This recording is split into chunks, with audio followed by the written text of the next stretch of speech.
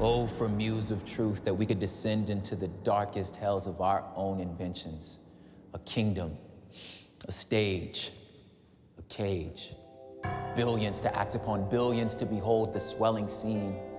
Then should we truly see ourselves through the fog of our own deceptions, and at our heels, hounds. Forgive us the confines of our stage, but let your imaginary forces work. Look on us in this unworthy space and see a mirror, see you, see me, and at our heels, hounds.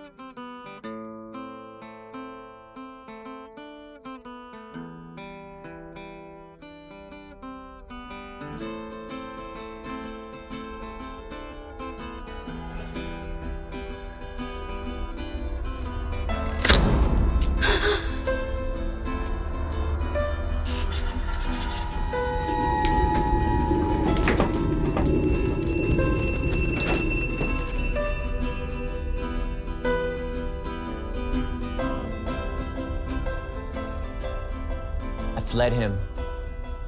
Down the nights and down the days, I fled him. Down the arches of the years. Fled him. Down the labyrinthine ways of my own mind.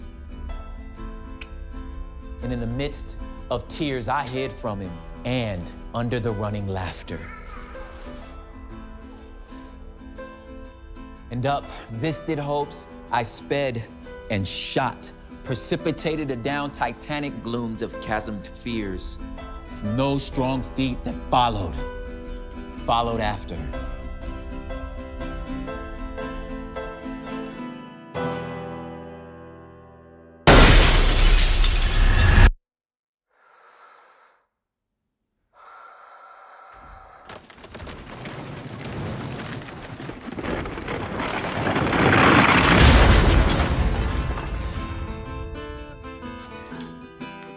But with unhurrying chase, an unperturbed pace, deliberate speed, majestic instancy, they beat.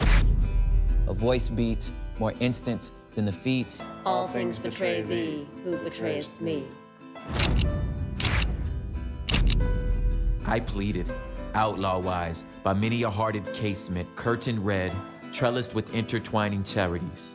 For though I knew his love who followed, yet was I sore adread, lest having him, I must have naught beside.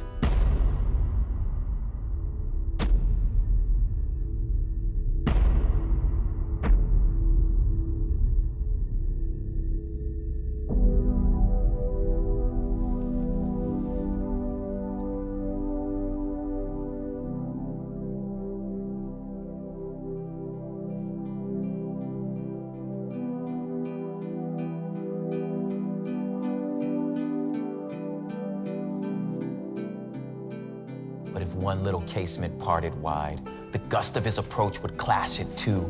Fear wist not to evade, as love wist to pursue. Across the margins of the world I fled, and troubled the gold gateway of the stars, smiting for shelter on their clanged bars. Fretted to dulcet jars that silver room chatter the pale ports of the moon.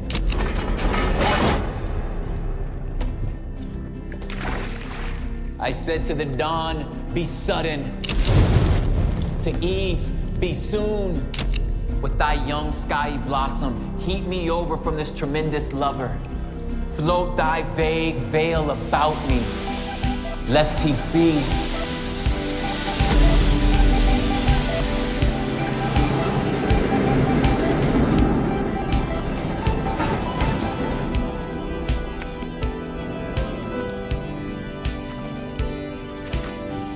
tempted all his servitors, but to find my own betrayal in their constancy, in faith to him, their fickleness to me, their traitorous trueness, and their loyal deceit.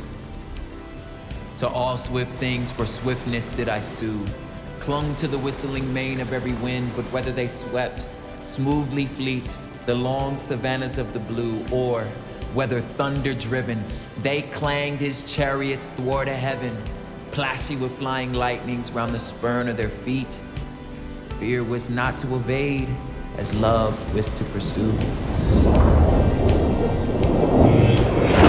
Still, with unhurrying chase, an unperturbed pace, deliberate speed, majestic instancy, came on the following feet, and a voice above their beat. Naught shelters thee, who wilt not shelter me.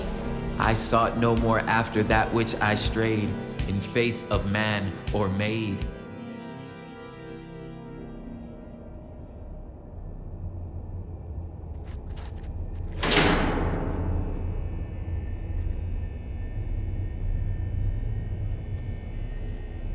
But still, within the little children's eyes seems something that replies, they at least are for me, surely for me.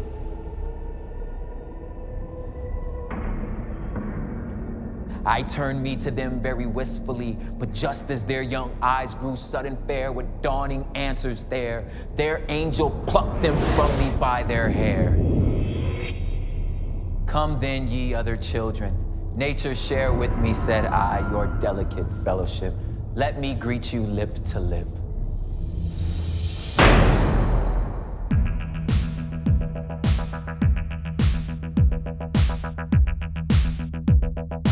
Let me twine with you caresses, wantoning with our Lady Mother's vagrant tresses, banqueting with her in her wind-walled palace, underneath her azure dais, quaffing as your taintless way is, from a chalice lucent, weeping out of the day spring.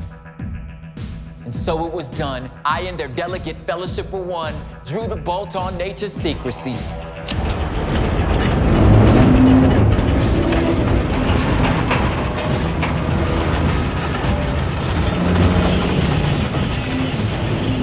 I knew all the swift importings on the willful face of skies. I knew how the clouds arise, spuming of the wild sea snortings.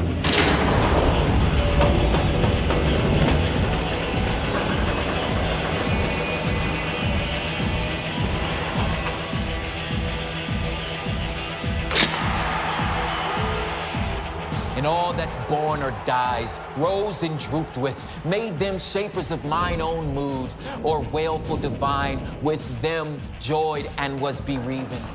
I laughed at the morning's eyes. I triumphed and I saddened with all weather. Heaven and I wept together, and its sweet tears were salt with mortal mind. Against the red throb of its sunset heart, I laid my own to beat and share commingling heat. I was heavy with the even when she lit her glimmering tapers round the day's dead sanctities.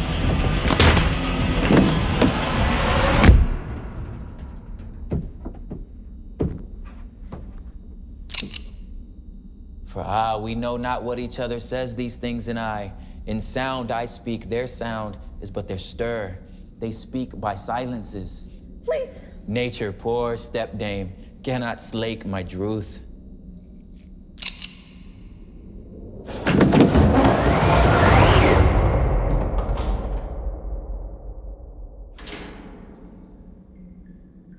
Let her, if she would owe me, drop yon blue bosom veil of sky and show me the breast of her tenderness. Never did any milk of hers once bless my thirsting mouth.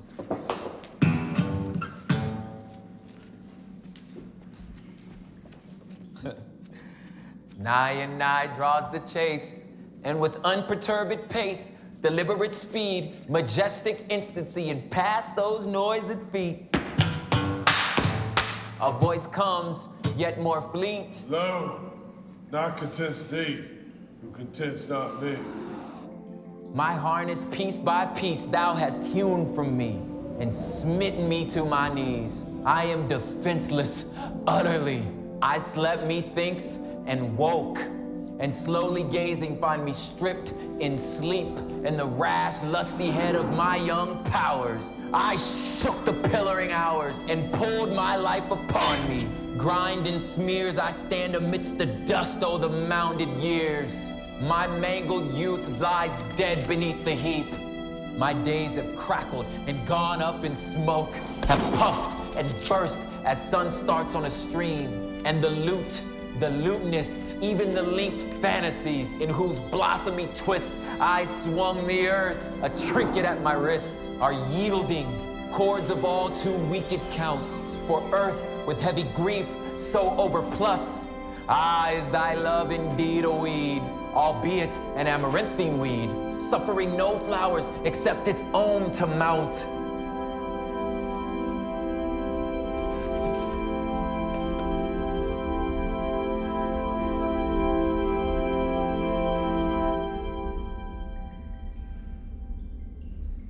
Must designer infinite, must thou char the wood ere thou canst live with it? My freshness spent its wavering shower in the dust, and now my heart is as a broken fount, wherein tear drippings stagnate, spilt down ever from the dank thoughts that shiver upon the stifled branches of my mind.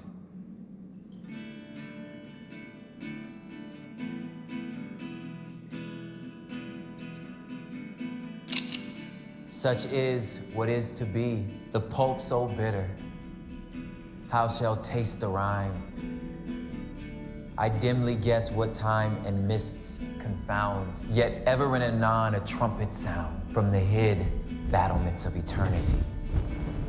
Those shaken mist, a space unsettled, then round the half-glimpsed turrets slowly wash again. But not ere him who summoneth I first have seen, enwound with glooming robes, purple-real, cypress crowned. His name I know, and what his trumpet saith, whether man's heart or life it be which yields the harvest. Must thy harvest fields be dunged with rotten death? Now of that long pursuit comes on at hand the brute. And now is thy earth so marred, shattered in shard on shard. Lo, all things fly thee, for thou fliest me. Strange, piteous, futile thing. Wherefore should any set thee love apart, seeing none but I makes much a knot? And human love needs human meriting. How hast thou merited of all man's clotted clay the dingiest clot? Alack, thou knowest not how little worthy of any love thou art.